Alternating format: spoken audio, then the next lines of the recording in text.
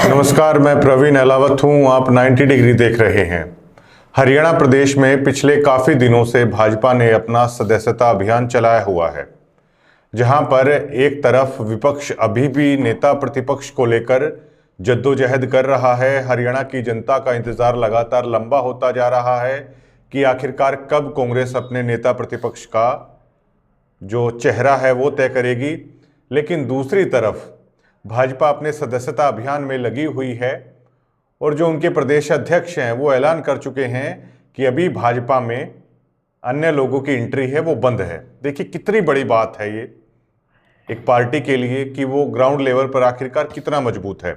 और वैसे भी भाजपा ब्लॉक लेवल तक अपने मजबूत संगठन के लिए, बूथ स्तर तक अपने मजबूत संगठन के लिए है, वो जानी जाती है, पहचानी जाती है। और इसी संगठन के दम पर उसने ना केवल हरियाणा बल्कि महाराष्ट्र में विपरीत हालातों के बीच भी सरकार बना ली। देवेंद्र फडणवीस मुख्यमंत्री बना दिए गए, उन्होंने शपथ ले ली। आज हमारे साथ ओम प्रकाश धनखड़ साहब की टीम के अहम साथी हैं और काफ़ी पुराने भाजपाई हैं। पवन छिल्लर साहब ग्रीवेंस कमेटी के भी ये अहम सदस्य हैं। तो इनसे आज हम भाजपा का जो सदस्यता अभियान चल रहा है, ख़ासतौर से जज्जर में, उसके बारे में तमाम बातें हैं वो इनसे जानेंगे, क्योंकि जज्जर ज़िला भाजपा के लिए काफ़ी अहम है। एक बार अगर बहादुरगढ़ की सीट को छोड़ दें, एक बार कौशिक साहब वहाँ से विधायक बने थे, लेकिन उसके बाद जज्जर ज़िले में एक बार धनखड़ साहब बने थे। लेकिन पिछली बार भी चारों सीटों पर कांग्रेस का कब्जा था, अब की बार भी चारों सीटों पर कांग्रेस का कब्जा है। तो सही मायने में जो दीपेंद्र हुड्डा का गढ़ है वो जज्जर ज़िला माना जाता है। तो इस सदस्यता अभियान के माध्यम से कितनी सफलता इन्हें मिल पा रही है वो तमाम चीज़ें पूछेंगे। छिल्लर साहब, आपका बहुत बहुत स्वागत है सबसे पहले तो हमारे इस खास प्रोग्राम में। प्रवीण जी नमस्कार, आपको और आपके दर्शकों को सभी को मेरा नमस्कार। मैंने जैसे कि अभी कहा कि अगर सही मायने में अगर कोई गढ़ कहा जाए दीपेंद्र हुड्डा का तो वो जज्जर ज़िला है। एक बार धनखड़ साहब यहाँ से जीते थे, काफ़ी कद्दावर मंत्री थे।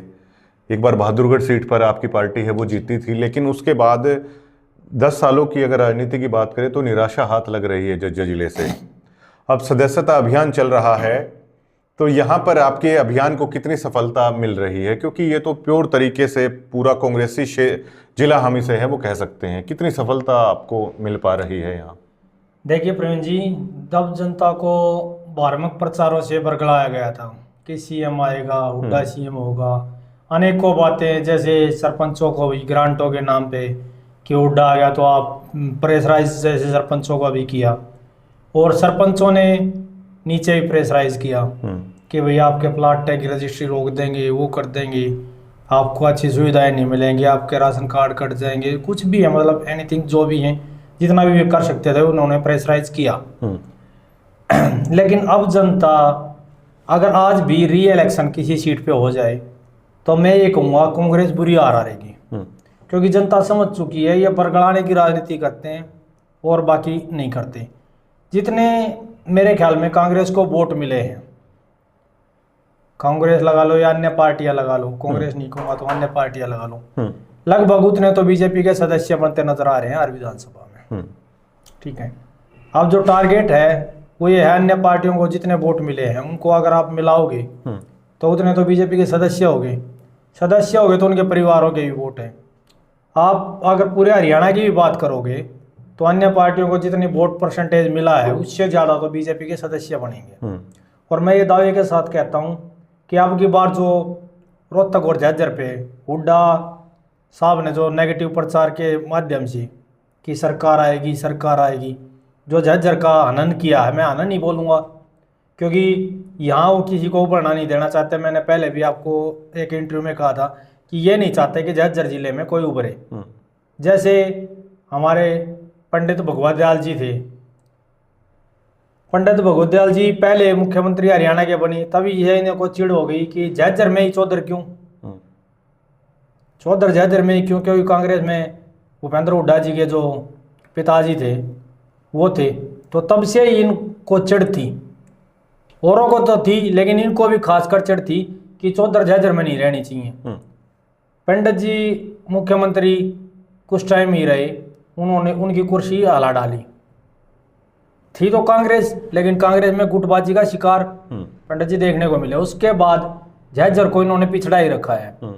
10 साल में आप देखोगे तो जब हुड्डा मुख्यमंत्री था तो रघुवीर कादियानी आगे कद्दावर नेता है। डॉक्टर साहब को भी उन्होंने मंत्री नहीं बनाया, एज ए स्पीकर तो बनाया, लेकिन कोई पावरफुल मंत्री होना चाहिए जिसको राज में, ताकि झज्जर का सुधार हो सके, ऐसा उन्होंने नहीं किया। गीता बुक्कल जी को उन्होंने मंत्री बनाया तो शिक्षा मंत्री तक ही रख दिया, और शिक्षा मंत्री में भी पावरफुल मंत्री नहीं रखा। झज्जर की कमान किनके हाथ में थी सबको पता है, मैं क्या नाम नहीं ले सकता। आज भी मैं ये कहता हूं कि अगर बीजेपी प्रतिबंध हटा दे कि हम कांग्रेस के जो कद्दावर जो माने जाते थे लीडर उनको भी नहीं लेंगे, अगर वो हटा दे बीजेपी कंडीशन, तो मैं ये मानता हूँ झज्जर में तो नाम तो मैं किसी का लूंगा नहीं, लेकिन प्रथम श्रेणी के जो नेता है ना वे बीजेपी ज्वाइन कर जाएंगे। कुछ इशारे में बता सकते हैं कि कौन कौन लोग आते हैं? नहीं, ये बताने की बातें नहीं होती प्रवीण जी, लेकिन मैं ये दावे के साथ कहता हूँ, बहुत से साथी हैं जिनसे बातचीत हुई है, प्रथम श्रेणी के भी जो नेता हैं वे भी कांग्रेस की छोड़ के बीजेपी की बाट देख रहे हैं कि हम बीजेपी में आए। और मैं ये समझता हूँ कि आगे सदस्यता अभियान तो बीजेपी का सुपर है ही, क्योंकि बीजेपी कभी भी हवाई काम नहीं करती, धरातल पे काम करती है, जिसका आप परिणाम देख चुके हैं। 3 बार सत्ता में बीजेपी लगातार आ चुकी है। नहीं, कुछ लोग तो फिर ये भी कहेंगे ना आपके दावों पर कि आप सिर्फ कांग्रेस पर अपनी वो खींच उतार रहे हैं कि लगातार यहाँ से ओम प्रकाश धनखड़ है वो दूसरी बार हारे हैं, तो कांग्रेसी तो ये कहेंगे कि आप वो खींच उतार रहे हैं दीपेंद्र हुड्डा या कांग्रेस पार्टी की बुराई करके कि धनखड़ साहब लगातार दूसरा चुनाव हारे हैं। देखो प्रेम जी, वो तो जनता का फैसला था, लेकिन जनता के फैसले में भी जो खिलवाड़ चला है वो जनता को भी पता है, जो बरगलाया हुआ चेहरा था वो भी पता है। कुछ परसेंट वोटर ऐसे होते हैं जो हवा के साथ चलते हैं, लहर के साथ चलते हैं, वो इनकी गलत नीतियों की लहर से, इनके प्रेशर से, क्योंकि गांव में कई आदमी ऐसे होते हैं जो प्रेशराइज आपस में परिवार का भी मानते हैं, वैसे भी मानते हैं, वो इनके प्रेशर के कारण धनखड़ जी की वोट नहीं दे पाया। वरना आज री इलेक्शन करा लो किसी भी विधानसभा का, मैं बादली की अकेले की बात नहीं करा, किसी भी विधानसभा का री इलेक्शन करा लो, मैं लिख के देता हूँ, नजदीक भी नहीं लगने देंगे, नजदीक भी नहीं लगने देंगे।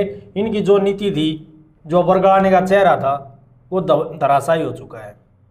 अभी आपने कहा था कि बहुत सारे लोग ऐसे हैं जो भाजपा को रिज्वाइन करना चाहते हैं या भाजपा में शामिल होना है वो चाहते हैं, ऐसा कुछ ग्राउंड पे जब आप जाते हैं ऐसा क्यों हो रहा है? फिर क्यों आना चाहते हैं? क्योंकि राज का मजा लेने के लिए या नहीं? सभी के चेहरे से नकाब उतर चुका। जो सुपर टीम थी कांग्रेस की वो आज तक अपना प्रतिपक्ष नेता नहीं दे पाई, तो इन्होंने पता है कि कांग्रेस में रह के हमको कुछ नहीं हो सकता, ना हरियाणा का हो सकता, ना हमारे परिवार का हो सकता, और ना समाज का हो सकता। क्योंकि जो आदमी घर का मुखिया ही नहीं चुन सकता तो भला किसका करेगा? घर के मुखिया के नाम पे ही कड़ा है जिसमें, तो काम क्या करेगा? क्योंकि वो कड़ा ही नहीं मिटेगी, तो इनकी ये कड़ा ही नहीं मिटेगी तो ये काम क्या करेंगे समाज के कारण? तो इसलिए मैं मानता हूँ जो लोगों का मन है, जो प्रथम श्रेणी की जो मैं बात कर रहा हूँ, उनका भी ये मन है कि यहाँ रह के हमने जीवन तो लगा दिया, लेकिन हम समाज के ही काम नहीं कर पाए, तो फिर यहाँ रहने का फायदा क्या है? वो समाज को देखते हुए आएंगे, न कि निजी इच्छा। निजी इच्छाएं कुछ परसेंट व्यक्तियों की होती हैं, वो तो चलता है, प्रवीण जी, राजनीति है, सभी तरह के लोग होते हैं, इसमें निजी इच्छाओं वाले भी होते हैं और समाज के लिए सोचने वाले भी होते हैं। आपको क्या वाकई में लगता है कि भविष्य में आप कांग्रेस के इस गढ़ को किसी सीट से तोड़ पाएंगे? क्या आश्वस्त हैं आप लोग? मैं भविष्य में आश्वस्त नहीं, मैं दावे के साथ कहता हूँ। झज्जर विधानसभा की 4 सीट होंगी तो 4, झज्जर जो अपना जिला है इसकी 5 सीटें होंगी तो 5, जितनी भी सीटें परिसीमन के बाद होंगी उतनी सीटों पे कमल खिलेगा। यहाँ से कांग्रेस का सुपड़ा साफ है। हाँ। जो लोगों के माइंड में लहर थी, जो लोगों के माइंड में क्वेश्चन थे, हमारा, तो लोग समझ चुके कि ये हमारा नहीं है, ये हमारा दुश्मन है। क्योंकि मैंने आपको बताया प्रथम मुख्यमंत्री आज झज्जर से था, क्या उसके बाद किसी झज्जर में किसी चेहरे को बढ़ने दिया? जब हमारे मुख्यमंत्री साहब जो पंडित जी इतने अच्छे नेचर के थे, उन्हीं को इन्होंने नहीं बख्शा। हालांकि परिसीमन को लेकर आपने जो ये कहा है, परिसीमन में कुछ ऐसा होगा कि सरकार अपने हिसाब से, आप चाहते हैं कि आसान हल्का कुछ ऐसा हो जाए धनखड़ साहब के लिए और कांग्रेस के लिए, आप मुश्किलें खड़ी करना चाहते हैं। परिसीमन को लेकर बीजेपी के नेता या आप लोग कार्यकर्ता क्या सोच रहे हैं परिसीमन को नहीं, लेकर? परिसीमन के बाद आसान हल्का नहीं कह सकते हम ये कहेंगे इसको दूसरे लहजे में कि झज्जर की हर विधानसभा आसान हल्के के तौर पे है। परिसीमन के बाद जो भी निर्णय होगा झज्जर की जनता अब इनसे बाबू बेटे से यही कहेंगे, भाई आप अपने घर में रहो, हमने देखो अपना नेता भी आगे बढ़ाना है। क्योंकि इन्होंने जो आरोप लगाया अपने अरविंद शर्मा जी पे भी, जैसे देखे हमने इलेक्शन दौरान भी हमारे गांव में, तो हालांकि सभी ने सम्मान किया, मैं नहीं कहता कि विरोध किया, लेकिन कई जगह विरोध की श्रेणी आई कि अभी आप दिखे नहीं, आप दिखे नहीं।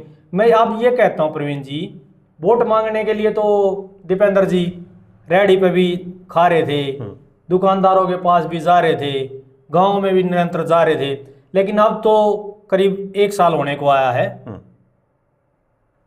आधा साल से तो ज्यादा गुजर गया, 7-8 महीने की 6 महीने काम संभाल के अपना पूरा। लेकिन आज तक किस गांव में उन्हें आगे धन्यवाद किया, कितने गांव का धन्यवाद किया? धन्यवाद देने के अगर आ भी गया गलती से तो उसके बाद किस गांव का हालचाल पूछ लिया? हाँ, अगर ये चाहते हैं, ये कहते हैं भाई क्या ये विधायक बनने के लिए होते हैं क्या? कितनी तनख्वाह इनकी होती है? ये पेंशन भोगी हैं, इनको विधायक नहीं कह सकते, इनको पेंशन भोगी कहेंगे। ये समाज के आप देखोगे, रघुवीर जी भी 7 बार के विधायक हैं, गीता बुक्कल भी 4 बार के विधायक है शायद, तो कुलदीप वत्स भी 2 बार के विधायक रह चुके। कुलदीप वत्स जी लगा लो, गीता बुक्कल जी लगा लो, रघुवीर जी लगा लो, और अपने राजेंद्र जून जी लगा लो, वो भी विधायक रह चुके। अब नहीं है तो क्या बात हुई? ये पेंशन भोगी हैं क्या? ये कहते हैं ग्रांट नहीं है, भाई इनके भी तो आता होगा ना, कौन सा इन्होंने ग्रांट है समाज के लिए कर दिया? अब दीपेंद्र हुड्डा का भी 1 साल पूरा हो जाएगा, इन्होंने अरविंद शर्मा का जो दिखाया, इसने ग्रांट नहीं जो मिलता है वो नहीं लगाया।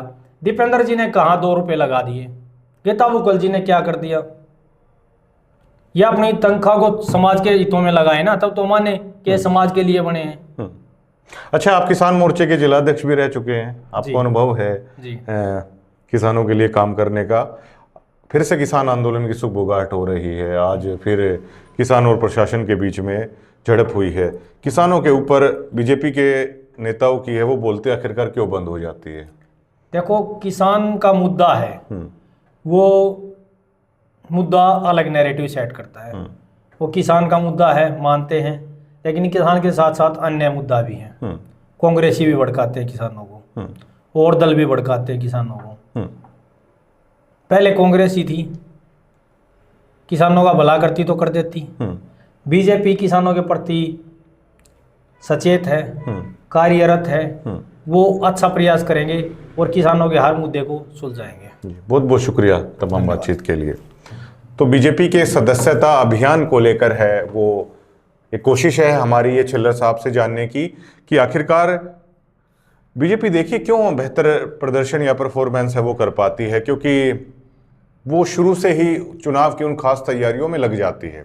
ये सदस्यता अभियान आज आपको केवल एक सदस्यता अभियान लग रहा है, लेकिन इसके मायने फ्यूचर में काफ़ी बड़े हैं, वो होने वाले हैं, क्योंकि जी जान से भाजपाई हैं वो लगे हुए हैं कार्यकर्ता बनाने के लिए। और आप भाजपाइयों को आप कहीं भी आमतौर पर देख पाएंगे, कहीं भी बैठक में और कहीं कार्यकर्ता बनाते हुए, लोगों को ये बताते हुए। और परिसीमन एक होने वाला है, और लोग ये कह रहे हैं कि जो भाजपा वाले हैं वो अपने हिसाब से परिसीमन करने वाले हैं। अगर झज्जर जिले की बात की जाए तो यहाँ के कद्दावर नेता बीजेपी से धनखड़ साहब हैं, वो माने जाते हैं। तो क्या जो परिसीमन होगा वो कुछ लोगों के लिए फायदेमंद साबित होगा या कांग्रेस को नुकसान पहुंचाने का साबित होगा? तमाम चीज़ों पर छिल्लर साहब थे, हमने उनसे एक छोटी सी ये चर्चा की है। धन्यवाद।